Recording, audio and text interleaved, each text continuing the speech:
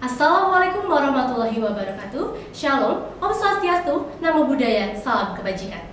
Selamat pagi Dewan Juri beserta tim yang saya hormati. Saya selaku pembicara satu dari tim pemerintah pada mosi perdebatan kita hari ini, yaitu Dewan ini akan mengenakan pajak tinggi terhadap perusahaan manufaktur yang melakukan otomatisasi terhadap sebagian besar kerjanya. Saya akan mendefinisikan satu kata kunci yang mendasari perdebatan kita hari ini, yaitu otomatisasi. Otomatisasi adalah penerapan teknologi, program, robotika, atau proses untuk membuat produk dengan input manusia yang minimal. Sehingga pada konteks ini dapat diartikan bahwa perusahaan akan diberi pajak tinggi jika melakukan atau menggunakan otomatisasi atau robot dalam sebagian besar sistem kerjanya.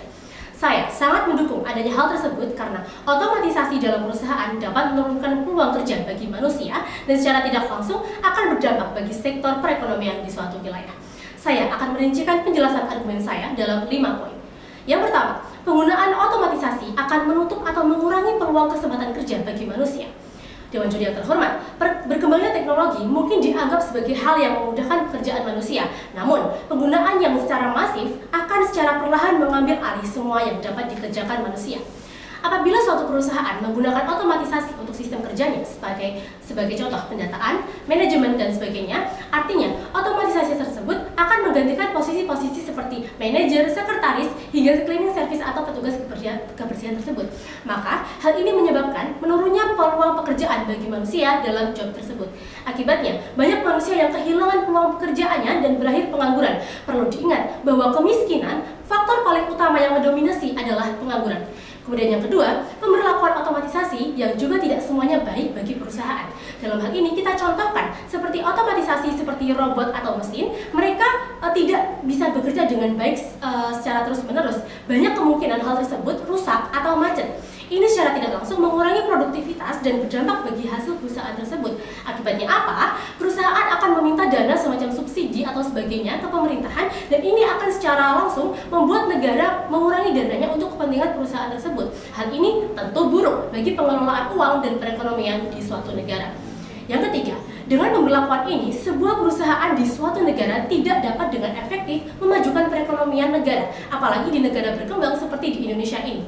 Perlu diketahui, ekonomi tentunya berkaitan erat dengan manusia, pekerjaan manusia, penghasilan, dan produktivitasnya.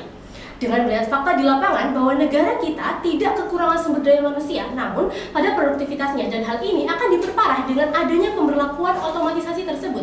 Yang keempat, jika dilakukan secara masif dengan jangka waktu yang panjang, ini akan berbahaya bagi umat manusia karena kecanggihan, otomatisasi, robot, dan sistem akan perlahan mengambil alih kehidupan manusia dan tidak menutup kemungkinan jika umat manusia akan mengalami kemusnahan. Dan yang kelima, sebuah negara yang maju memiliki keunggulan salah satunya pada sumber daya manusia, tidak hanya pada perkembangan teknologinya. Sehingga apabila suatu negara memiliki dominasi perusahaan yang memberlakukan tenaga kerja mesin atau otomatisasi, maka branding sumber daya manusianya akan berkurang. Ini berkaitan dengan produktivitas pekerjaan dan lain sebagainya. Perlunya sebuah negara berkembang untuk menyeimbangkan kemajuan teknologi dan manusia di berbagai sektor. Pihak oposisi mungkin akan berpendapat bahwa pengangguran tidak akan terjadi karena masih ada peluang bagi manusia untuk menjadi profesi yang menyeimbangkan adanya teknologi ini, misal teknisi dan montir. Lalu bagaimana dengan adanya orang yang tidak berkeahlian dalam bidang tersebut? Bagaimana dengan orang-orang yang memiliki keahlian di bidang kerajinan tangan, manajemen, dan lain sebagainya? Hal ini tentunya tidak efektif melihat sebagian besar orang di Indonesia berkeahlian di bidang pekerjaan seperti karyawan dan sebagainya. Maka dari itu, pemberlakuan pajak tinggi bagi perusahaan manufaktur yang membuka atau melakukan otomatisasi terhadap sebagian besar kerjanya merupakan langkah yang tepat untuk mengatasi sekaligus mengantisipasi adanya dampak buruk seperti krisisnya lapangan pekerjaan, pemotongan dana untuk subsidi kerugian perusahaan, kenaikan angka pengangguran, dan yang terakhir, kemajuan bangsa yang terganggu akibat kurangnya branding ikonik pada bidang sumber daya manusia.